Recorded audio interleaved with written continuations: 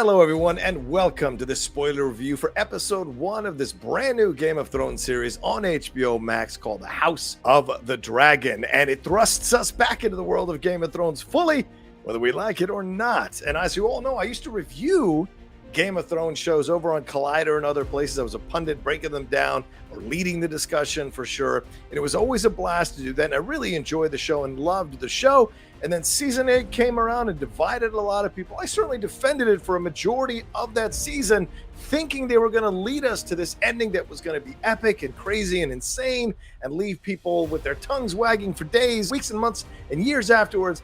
Unfortunately, it did do that, but for all the wrong reasons. Needless to say, I had some trepidation going into this series. I wasn't sure if they were really going to learn the lessons from what went wrong in season 8 and apply them to this new series. And I'm going to talk about it all here in this spoiler review to give you my unfiltered thoughts, my raw thoughts, my open thoughts about everything we saw here in this episode for sure. So this is a spoiler review. So just a reminder, a spoiler review. So please do not watch this if you have not watched the series or the first episode rather. And hell, unless you don't care. And if you don't care, then stick around and hang out. We're going to have some fun talking about this. But first, I want to remind you all to please subscribe to the channel down below. Hit that subscribe button, hit that bell button, so you see when we're dropping all the content we do here on the Outlaw Nation channel. Head on over to Twitch.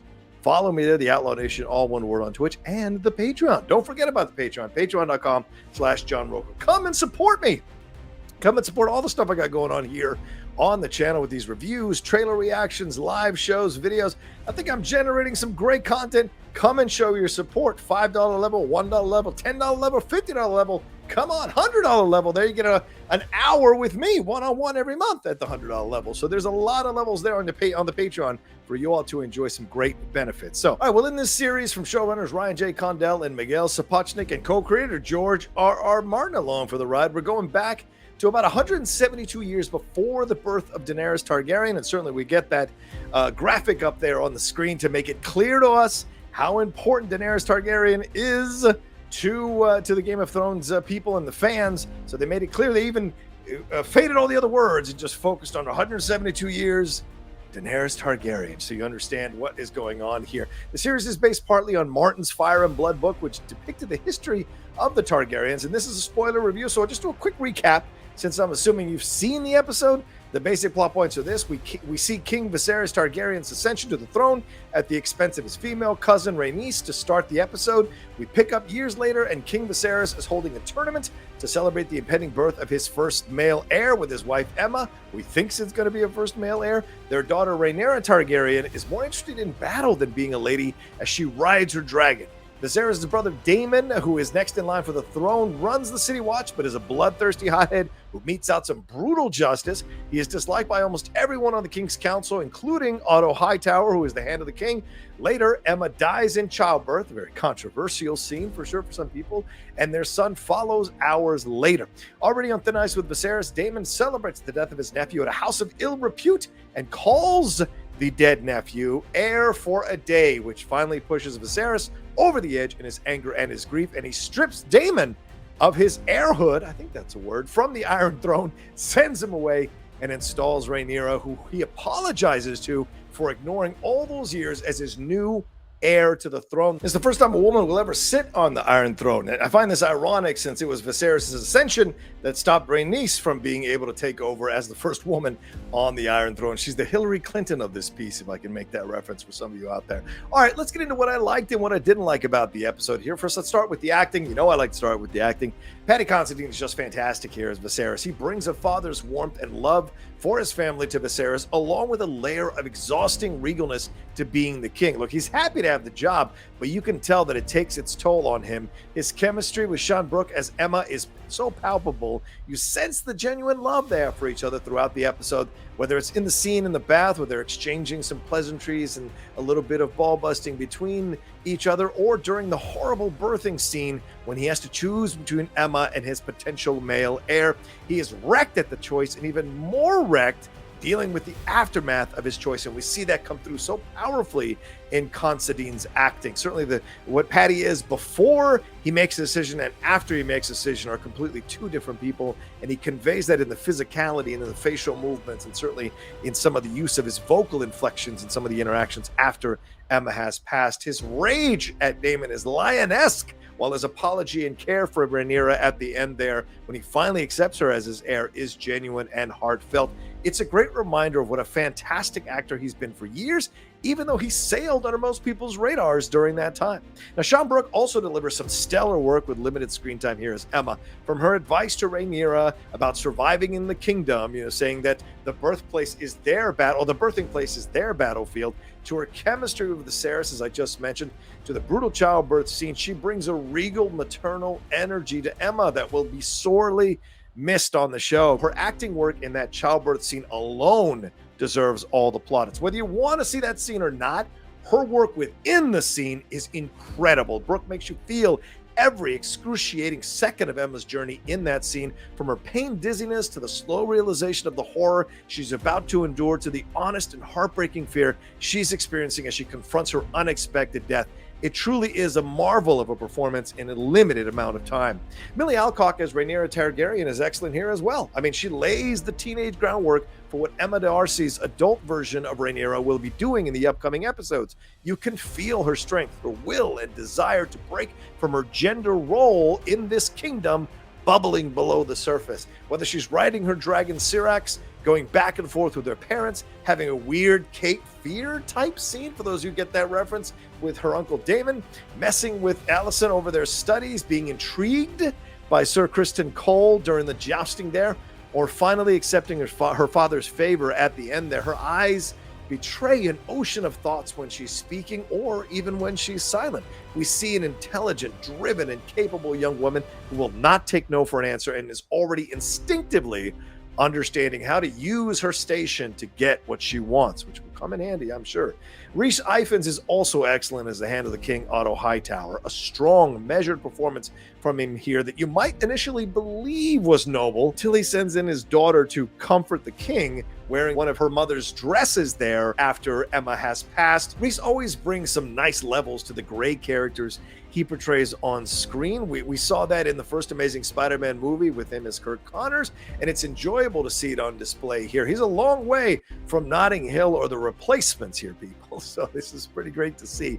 The rest of the cast is damn good in their roles as well, and I'm sure there will be more to come from them as the show goes along. A special shout out certainly to Steve Toussaint's Lord Corlys Velaryon. We got to see a nice window into who he is and his relationship with Rhaenys, their children, but also the fact that he avoids the drink when Rhaenyra is passing around the drinks or serving the drinks. He wants to constantly have his wits about him so that he can respond to whatever situation pops up. So I imagine there's going to be a bigger role for him down the road to play in all of this. But of course, the standout performance, and I think a lot of people are saying this, is Matt Smith. I mean, when you look up the phrase deliciously evil, it should have a picture of Smith as Prince Daemon Targaryen. Look, this could have been a twirling mustache type role, but Smith brings such an interesting and layered dynamic to his work as Daemon. He moves effortlessly between being a bloodthirsty and brutal head of the city watch to being an introspective and tortured heir to the throne to being a slightly creepy uncle who might have hidden designs on Rhaenyra. He's a snake in human form, but he is a snake with some charm to him that will keep you watching his every move as the series goes along. And his scene with Viserys near the end of the episode revealed his true feelings for his brother, the King's Council, and his fearlessness to challenge both of those entities in his quest for power. I mean, he steps to the king in that moment there when he's being removed, when his heirdom is being removed. He steps to the king. So certainly that indicates that he is willing to go toe-to-toe physically with the king if need be. And of course, he spies on the council, so you can't trust this guy at all. Another thing I liked here is the story. It's a tale as old as time with a patriarchal society, not seeing women as anything more than childbearers or homemakers or objects to be desired. But that one woman comes along who is going to break the wheel, a little Game of Thrones reference there. And yes, the Game of Thrones similarities are pretty hard to ignore, with Rhaenyra being a silver-haired, dragon-riding Targaryen vying for the throne, the Iron Throne, against a man of the watch in Daemon. But I do think it walks its own path and establishes its own parameters, kind of like The Force Awakens did compared to A New Hope. It's close, but still different enough to be its own story. I also like that it's a much more insular story that will primarily be set in the Red Keep at King's Landing. We're not starting out with people spread out all over the Seven Kingdoms coming for the Iron Throne, so we have to monitor all these characters and set up Charlie Day type boards to figure out who's going where. It looks to be just Rhaenyra and Daemon for now, who will be battling to be the next ruler after Viserys, which is a nice difference from the original Game of Thrones series. Rhaenyra will challenge the norms of her male-dominated society, while Daemon will seek to destabilize the kingdom as revenge for Viserys removing him as heir. These are two worthy family foes who might be on the same side or opposite sides, depending on the situation. And after what Viserys just pulled at the expense of Rhaenyra's mom, Daemon may have all he needs to pull his worm-tongue act on Rhaenyra, which will be interesting to monitor as the season goes along. I also like that Viserys' council is not full of yes men. Lord Corlys, with the backing of his wife Rhaenyra, also known as the Queen That Never Was, clearly favors Daemon along with Sir Roderick Strong. Side note, Sir Roderick Strong, if that isn't a pro wrestler's name, I've never heard it in my life. While Otto, the Hand of the King, the Grand Maester Melos, and Lord Lyman Beesbury clearly prefer anyone but Daemon, as long as it's also a man.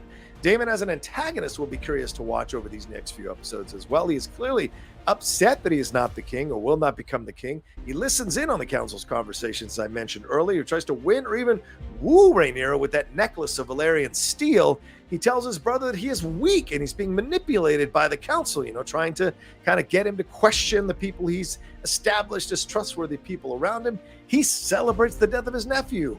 He is clearly at odds with Otto Hightower, who is his chief rival on the council. It seems like the first episode is setting that up. Daemon reveals that he is mad at Viserys for not making him the Hand of the King, so it makes sense that he would challenge Hightower's eldest son in that tournament and joust him to the ground, and also indicate possibly that he may have an interest in Alicent, who is Otto's daughter. And that is even more of a complicated situation that could be turned into Daemon's favor after Otto basically sends in Alicent to woo the king in his time of grief in an effort to solidify his power in the king's court. If Alicent is only doing her father's bidding, but secretly has a thing for Daemon, it could get real messy for Viserys and Otto Hightower.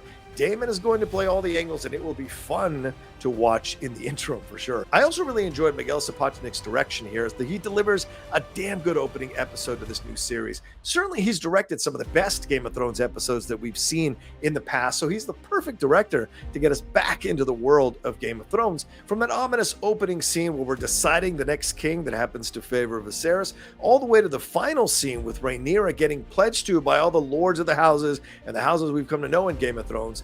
It's emotional. Sapochnik does a masterful job of making us feel every emotional beat in this episode. He doesn't skimp on the brutality, violence, simmering tension, or political intrigue, while also giving us some lighthearted moments to balance things out with Rhaenyra and Alicent, or Rhaenyra riding the dragon. So we get some things that kind of distract us away from some of the more seedier, tougher, uglier aspects of Game of Thrones, and I appreciate that balance, because we're always sensing the terror in this world, so a little bit of sunlight breaking through is always nice. He knows when to let the camera linger as well on certain characters as they receive information or witness shocking events, and certainly his direction of the birth scene, again, whether you like the scene or not, was so emotionally unsettling that he accomplished the goal of a scene like that to affect the overall narrative of this series. Another highlight of the episode was Ramin Djawadi's music. It is epic with capital letters, EPIC there. He creates a new Game of Thrones theme that evokes the old one while also staking its own claim to your ears, just like the show does. He does manage to weave in the old theme sparingly, but when he does, it really works. From the sweeping moments with the dragons to the attack on the citizens at King's Landing to the birthing scene to that final scene in the bowels of the castle where Viserys apologizes to Rhaenyra, the music is alternately gorgeous, unsettling, sweeping, and noble, all at the same time, depending on the situation. Now, as for anything I may not have liked, I do have a couple of things. I'm confused as to why Otto would give Daemon an army if he knew he was an unstable hothead, which he makes an effort to point out in that King's Council meeting after Aemma has passed.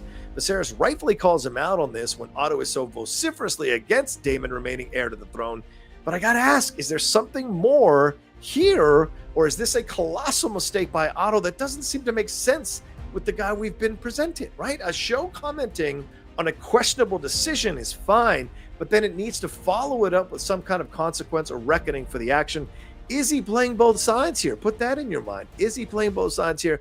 Alicent certainly takes a shine to Daemon, while Otto offers her to Viserys, as I mentioned earlier. So we shall see how this goes down. Is this Otto trying to keep himself alive in this situation? For example, if Alicent, if Viserys finds a way to eliminate Daemon, now he's maybe married Alicent to Viserys, so he's set. Or the other side, if Daemon somehow takes out Viserys, well, the fact that he has a affection or a care or a favoring of Alicent help Otto not lose his head like Sean Bean did in season 1 of Game of Thrones. Also, there's an issue with the show now that I wonder if people will be talking about and criticizing it for going forward, and that is the show's issue with women and how they're used in these kingdoms that we see in these shows, both the Game of Thrones 8 seasons and this first episode here for the House of the Dragon. I've heard that excuse that that's how it was back then, and I totally understand that, just like I understand the other side excuse is back then. Do you mean in the fictional world with dragons and magic and sorcery and all that stuff?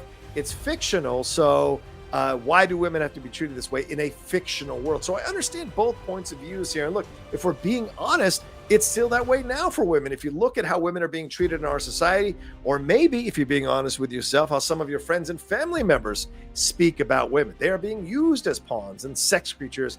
And I know we have Rhaenyra to balance it out in this world and trying to break that pattern, but I wonder how much of the public will ignore it or just accept it as the show goes along. I mean, if you look at Viserys, she is suspiciously filling the Shae role with Daemon that Shae filled with Tyrion Lannister. And I hope we get a bit more agency with her in the show rather than how things ended up with Shae or for Shae in Game of Thrones. And I do need to address the birthing scene as well. It's what a lot of people are talking about. I did not have an issue with it, but I've spoken to a few women who did. And if you saw my Twitter post before I took it down, because there was just too many people fighting there in the comments, there were some strong stances taken from some of the women who commented on it. There is a belief that it could have been taken out, and the goal of the scene could have been accomplished off screen. It was a phenomenally well acted scene, as I've already said, from Sean Brooke, where screams of horror and pain are still in my ears as I record this review, and I felt it was very effective in showing Viserys' terrible decision making and how it will possibly cause a schism between him and Rhaenyra down the road. But I do see the point of others who felt the point of the scene could have been conveyed without seeing it.